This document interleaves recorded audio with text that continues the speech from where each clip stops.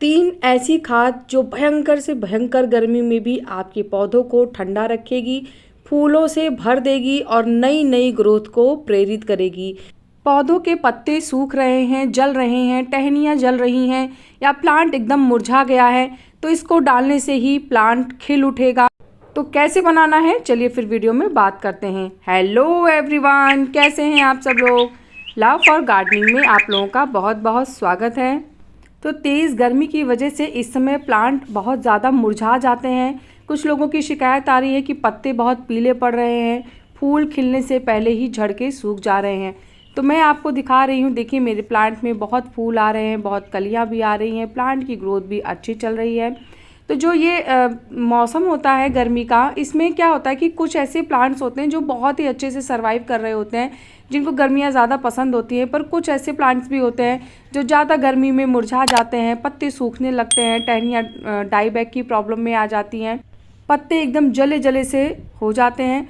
तो सारी प्रॉब्लम का सोल्यूशन आज मैं आपको बताऊंगी, साथ ही साथ केयर भी बताऊंगी, प्लस खाद भी बताऊंगी, जिससे प्लांट की ग्रोथ भी अच्छी होगी और जलेंगे नहीं। प्लांट की जो टहनियाँ हैं, पत्ते हैं, वो फ्रेश और हरे भरे बने रहेंगे। तो सबसे पहला काम जो हमें करना है कि हमें अपने प्लांट को 12 से 4 बजे की जो तीखी तेज़ धूप होती है उससे बचाना है, क्योंकि ये जो टाइम होता है इसमें धूप बहुत ज़्यादा तेज़ होती है, गर्मी एकदम अपनी चरम सीमा पे होती है। तो ऐसे में क्या होता है, प्लांट्स भी मुरझाने लगते हैं और उनको भी प्रॉब्लम आती है। तो अगर आप ये टाइम पे बचा सकते हैं अपने प्लांट को, तो कोशिश करिए कि इस समय अपने प्लांट को तेज़ धूप से बचाएं। और अगर आपके पास कोई ऐसा स्पेस नहीं है तो आप ग्रीन नेट जो आता है, ग्रीन नेट, उसका भी यूज़ कर सकते हैं। उससे भी प्लांट को काफ़ी प्रोटेक्शन मिलती है डायरेक्ट सनलाइट से। अब बात कर लेते हैं कि प्लांट की मिट्टी को हेल्दी बनाने के लिए और जड़ों में फंगस ना लगे उसके लिए हमें क्या करना है। तो देखिए, वैसे तो गर्मियों में फंगस के चांसेस बहुत कम होते हैं, लेकिन क्या होता है, हमें ये लगता है कि नहीं गर्मी है, पौधे को पानी देना है, तो उस चक्कर में मिट्टी सूखती नहीं है और हम पानी देते रहते हैं। तो ऐसे में भी प्लांट में फंगस लग सकते हैं। तो कोशिश करिए कि मिट्टी जब 1 इंच की ड्राई महसूस हो तभी पानी दें, और बहुत ज़्यादा गीली मिट्टी में बार बार पानी ना दें। मिट्टी एकदम दलदली सी, सौगी सी ना रहे। और अगर ऐसी कोई प्रॉब्लम हो जाती है, मिट्टी आपकी सौगी या दलदली सी फील होती है, तो ऐसे में आप फिर उसकी गुड़ाई कर दें। मिट्टी की 15 से 20 दिन में एक बार गुड़ाई ज़रूर करनी चाहिए। वैसे कोशिश करें तो 10 दिन पे करें, पर जिनके पास टाइम नहीं है, ज़्यादा बिजी रहते हैं, तो वो कम से कम 15 से 20 दिन में एक बार मिट्टी की गुड़ाई ज़रूर कर दिया करें। इससे हमारे जो जड़ें होती हैं उनको फ्रेश एयर मिलती है। जो मिट्टी हमेशा गीली बनी रहती है वो भी बहुत जल्दी सूख जाती है। और हमारी जो मिट्टी होती है उसमें जो छोटे छोटे कीड़े मकोड़े ऊपरी लेयर पे होते हैं, वो डायरेक्ट जब सनलाइट उन पे पड़ती है तो वो मर भी जाते हैं। तो इससे हमारे प्लांट्स को काफ़ी फ़ायदे होते हैं। तो इसलिए जो खासकर गुड़ाई का काम होता है वो आप 15 से 20 दिन में एक बार ज़रूर कर दिया करें। लेकिन हाँ, गुड़ाई करते समय क्या ध्यान रखना है, बहुत गहरी गुड़ाई नहीं करनी होगी। जैसे कुछ प्लांट्स होते हैं, जैसे रोज़ के प्लांट है, उनकी जो रूट्स होती हैं वो बहुत नीचे होती हैं।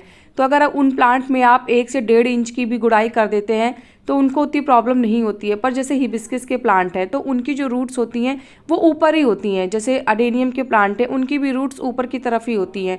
तो ऐसे प्लांट को अगर आप बार बार गुड़ाई करोगे तो उनकी जो रूट होती है वो काफ़ी हद तक डिस्टर्ब होती है। तो और गहरी गुड़ाई नहीं करनी चाहिए। तो क्या करना चाहिए, आधे इंच तक की जो ऊपरी लेयर होती है बस उस पर हल्की सी गुड़ाई करनी है। बहुत डीप गुड़ाई करेंगे तो नुकसान पहुंचेगा रूट्स को। पर हाँ, गुड़ाई, इसका मतलब ये नहीं कि गुड़ाई करना छोड़ दें, गुड़ाई करें, लेकिन इस चीज़ का ध्यान रखें।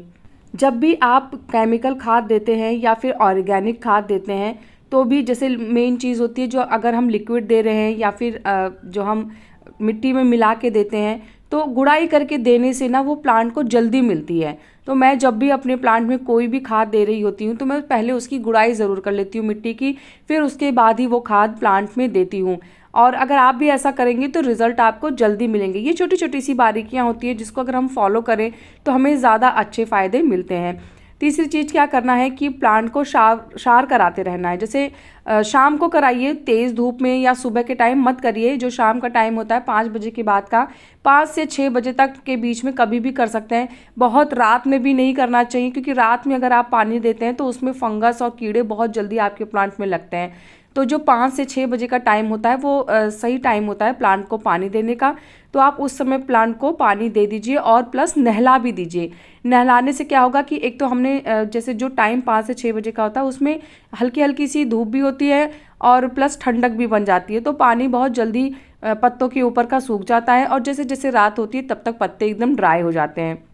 तो ऐसे में फंगस नहीं लगता है। अगर दिन में पानी देते हैं तो धूप बढ़ती जाती है और अगर पत्तों पे पानी टिका रह जाएगा तो आपके पत्ते किनारे किनारे से जलना शुरू कर देंगे। आप कभी ध्यान दीजिएगा, अगर आप दिन में पानी देते हैं तो मोस्टली आपके प्लांट्स के पत्तों के किनारे वाले जो पोर्शन होते हैं वो आपको जले हुए मिलेंगे।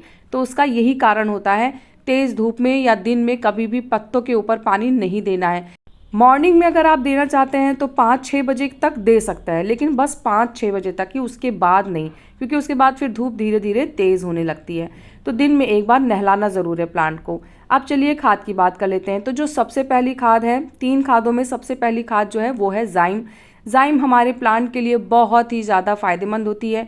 ये एक ऐसी खाद होती है जो गर्मी में प्लांट को ठंडक देती है और ठंडक में प्लांट को गर्मी देती है। मतलब ये माहौल के हिसाब से अपने फ़ायदों को अपने प्लांट के अंदर बहुत ही बखूबी दे सकती है। इससे प्लांट की मिट्टी बहुत ही ज़्यादा क्वालिटी वाली बनती है, बहुत अच्छी मिट्टी होती है, प्लांट की ऑल ओवर ग्रोथ बहुत अच्छी होती है, प्लांट के अंदर इम्यूनिटी आती है और इससे हमारा प्लांट गर्मी, धूप, ठंड से अपने आप को बहुत ही अच्छे से बचा पाता है। तो इसको देने का जो तरीका होता है वो भी सेम प्रोसेस है। पहले मिट्टी की गुड़ाई करनी है। गुड़ाई करने के बाद आप आधे से 1 चम्मच तक अपने प्लांट में दे सकते हैं। जैसे छोटा प्लांट है तो आधा चम्मच दीजिए और अगर आपका प्लांट बड़ा है तो आप 1 चम्मच जाइम का इस्तेमाल कर सकते हैं। अगर आपके पास जाइम नहीं है तो आप सीवीड का भी इस्तेमाल कर सकते हैं। दोनों में से कोई भी चीज़ अगर आपके पास है तो आप उसको यूज़ करिए। ये प्लांट के लिए बहुत ही बढ़िया खाद होती है, ज़रूर इसको अपनी गार्डनिंग में इंक्लूड करें। तो मैंने क्या किया है, मिट्टी की गुड़ाई करके चारों तरफ आधी चम्मच लेके और फैला दी है। वापस से अब इसे मिट्टी में अच्छे से मिक्स कर देना है।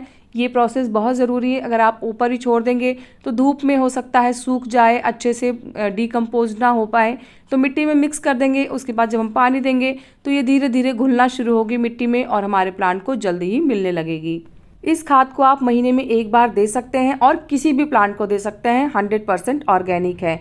अब चलिए दूसरी खाद के बारे में बात करते हैं। तो आप जो ये ग्लास में पानी देख रहे हैं, इसमें मैंने 1 चम्मच हमारी यूज़ की हुई चाय पत्ती ली है और उसमें मैंने लगभग 1 मुट्ठी आलू के छिलके डाल दिए हैं और ये 1 चम्मच मैंने इसमें नीम की खली डाल दी है। अब तीनों को अच्छे से भिगा के 2 दिन के लिए ऐसे ही ढक के रख देना है। 2 दिन बाद ये कुछ इस तरीके से गाढ़ा हो जाएगा। फिर इसे अच्छे से मिक्स करिए और मिक्स करने के बाद इसमें दुगना पानी ऐड करके और इसको छान लीजिए, क्योंकि इसमें जो चाय पत्ती के और आलू के छिलके के रेशे हैं वो हैं इसके अंदर। तो अगर आप छान लेंगे तो ही मिट्टी में अच्छे से दे पाएंगे। अगर आप डायरेक्ट दे देंगे तो फंगस लग सकता है। तो इसलिए छान लें और छानने के बाद इसे मिट्टी में दे दें। एक प्लांट में आप लगभग 100 से 150 ml ये खाद दे सकते हैं। इससे फूल बहुत ही सुंदर आते हैं, रंग बहुत अच्छा होता है। क्वांटिटी जो फूलों की, फलों की, सब्जियों की होती है वो दुगनी तुगनी हो जाती है। तो ये खाद आप ज़रूर दें, क्योंकि चाय पत्ती में नाइट्रोजन होता है और आलू में पोटेशियम होता है और ये दोनों ही प्लांट की ग्रोथ और फ्लावरिंग के लिए, फ्रूटिंग के लिए बहुत ही अच्छे होते हैं। तो इन दोनों को आप दे सकते हैं। तीसरी खाद के बारे में अब चलिए बात कर लेते हैं। तो ये जो तीसरी खाद है इसमें हमें यूज़ करना है वुड ऐश, या फिर इसे हम लकड़ी की राख भी कहते हैं। तो ये कैसे लेना है और कितना यूज़ करना है, जैसे जो वो दोनों खादें हैं वो तो आप महीने में 1 बार दे सकते हैं, पर ये जो वुड ऐश है इसको आप महीने में 1 बार ना दे के 2 से 3 महीने में 1 बार देंगे। पर हाँ, ये फ़ायदा बहुत करती है और बहुत ही अच्छी होती है प्लांट के लिए, बस इसको बहुत ज़्यादा नहीं देना चाहिए। तो मैंने क्या किया है, लगभग 1 गिलास में मैंने आधे से भी कम है ये, तो उतना मैंने वुड ऐश लिया है और इसे अच्छे से मिक्स कर दिया है। मिक्स करना बहुत ज़रूरी है, क्योंकि ये अच्छे से घुलेगी नहीं, या तो नीचे बैठ जाएगी या फिर उसके जो छोटे छोटे से सूखे हुए ड्राई लीव्स होते हैं वो ऊपर तैरते रहेंगे। तो इसको अच्छे से मिक्स कर दीजिए और मिक्स करने के बाद अब ये आप अपने प्लांट में दीजिए। इससे प्लांट में फंगस नहीं लगता है, छोटे मोटे इंसेक्ट जो होते हैं वो भी दूर भाग जाते हैं, प्लस इसमें पोटेशियम होता है। तो इससे हमारे प्लांट में फूल फल बहुत ही ज़्यादा मात्रा में आते हैं। ऑर्गेनिक है, फ्री की है, तो इसीलिए आपको इसको ये सोचने की भी ज़रूरत नहीं है कि कहाँ से मिलेगा या फिर कैसे मिलेगा या फिर कहीं नुकसान ना पहुँचाए प्लांट को। तो जो स्टेप मैंने आपको बताए अगर आप उसको फॉलो करेंगे तो इससे बहुत ही अच्छे रिजल्ट मिलते हैं। और जो सफ़ेद मिलीबग वगैरह होती है ना, अगर आपके प्लांट में लगी हुई है तो इसको आप चुटकी से लीजिए और जब हवा ना चल रही हो बहुत तेज़ तो उस जगह पे इसको स्प्रेड कर दीजिए प्लांट के ऊपर जहाँ पे भी आपको दिख रहा है। आप देखिएगा धीरे धीरे वो भी प्लांट से दूर होना शुरू हो जाएंगी। तो ये बहुत ही अच्छी खाद होती है, इसको भी आप अपने प्लांट में एज अ फर्टिलाइज़र यूज़ कर सकते हैं। जो तीनों चीज़ें मैंने आपको बताई हैं उनमें मैंने टाइमिंग भी आपको बताई है। कोई भी खाद अगर आप अपने प्लांट को दे रहे हैं तो कोशिश करें कि उसमें कम से कम हफ्ते से 10 दिन का गैप होना चाहिए, क्योंकि कोई भी खाद जब आप देते हैं तो प्लांट उसको लेता है, फिर उसके बाद उसका जो प्रोसेस होता है उसमें थोड़ा टाइम लगता है। और अगर आप तुरंत खाद देते रहेंगे तो प्लांट अच्छे से वो खाद नहीं ले पाएगा, प्लस आपकी सारी मेहनत और खाद सब वेस्ट हो जाएगी। तो इन सब चीज़ों का अगर आप ध्यान रखेंगे तो खाद का आपका असर भी प्लांट पे बहुत ही अच्छा होगा। आप देखिए मैं अपने गार्डन के फूल दिखा रही हूँ आपको, बहुत ही अच्छी ग्रोथ भी हो रही है। कोई पत्ते भी आपको बहुत बर्न नहीं दिखाई देंगे, हरे भरे प्यारे प्यारे फूल मेरे गार्डन में खिले हुए हैं। तो सारी जितनी भी डिटेल्स थी सब कुछ मैंने आपको बता दी है। उसके बाद भी अगर कोई क्वेश्चन कन्फ्यूज़न होगा तो आप कमेंट करिएगा, मैं आपके कमेंट का आंसर ज़रूर करूँगी। कैसा लगा मेरा आज का ये वीडियो मुझे ज़रूर बताइएगा। अगर आपको वीडियो पसंद आया है तो वीडियो को लाइक करिएगा, चैनल को सब्सक्राइब करिएगा और प्लांट से रिलेटेड अगर कोई भी क्वेश्चन आपके माइंड में है तो आप कमेंट के थ्रू मुझसे बात कर सकते हैं। मिलते हैं फिर नेक्स्ट वीडियो में, तब तक के लिए बाय, टेक केयर।